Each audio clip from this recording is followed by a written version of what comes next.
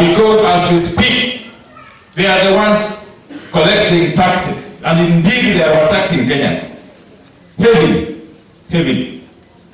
We cannot stop continuing to remind them that as they collect those taxes, they are under an obligation. I'm talking about Ruto specifically. As he continues to overtax us, he is under obligation to ensure that those taxes are utilized properly.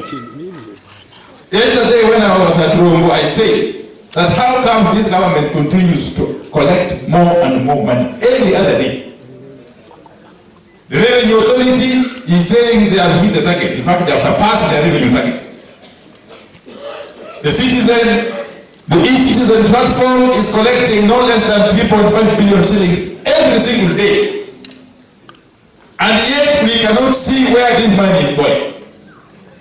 For now 3 months, the county governments have not received their disbursements, and workers are almost going without salaries. You know, schools opened yesterday, I think last week, on Monday. And some ones are joining school on this coming Monday. And yet there's no single coin that has come from National Treasury to address the issue of bursaries for these poor children. And yet Ruto and his cohorts continue to tax and overtax Kenyans. And they are collecting this money. We want to know where this money is going. And many other Kenyans who are on payrolls. You remember the enforced housing levy. Yani koto wacho. Ni housing levy no is unconstitutional. That the only way it will stand is if it is rectified. And Kenyans are given a chance to participate or to give their views. And Parliament published 2 shorter notices for public participation. And the courts again declared that notice unconstitutional. Now we are wondering really. The courts have pronounced themselves. And now Parliament, through Speaker Wetangula, I know Bungoma people are here. Speaker Wetangula is setting a very, very dangerous precedent. Very dangerous precedent. Because the courts have declared that public participation notice too short and therefore unconstitutional. Yes. And is going ahead to publish another notice before the matter is heard and determined in court. In short, he is committed contempt of court.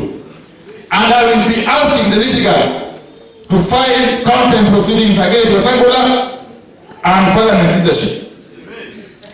We cannot afford to continue paying illegal levies such as housing levy. Jadi must you watch him.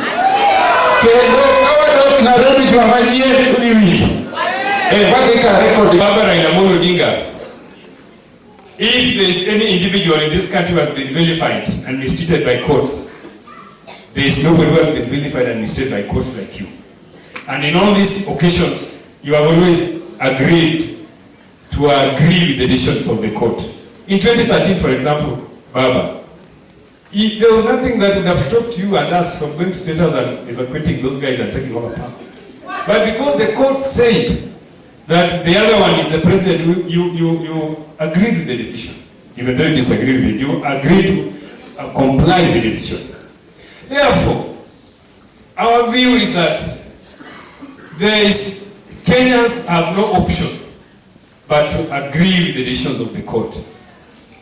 Because we have no other instrument of governance. Our instrument of governance is the Constitution, and the Constitution says that if there's a stalemate and there's a disagreement, you take those matters to court. Therefore, when somebody says that he is going to defy court decisions, that person is not living in the current Kenya. And we want to remind that person that Kenya is a constitutional democracy where decisions and disagreements are resolved through the court process. So, William Ruto, wherever you are and your acolytes, we are telling you that we are not going to allow you to defy court orders. Court decisions must be respected.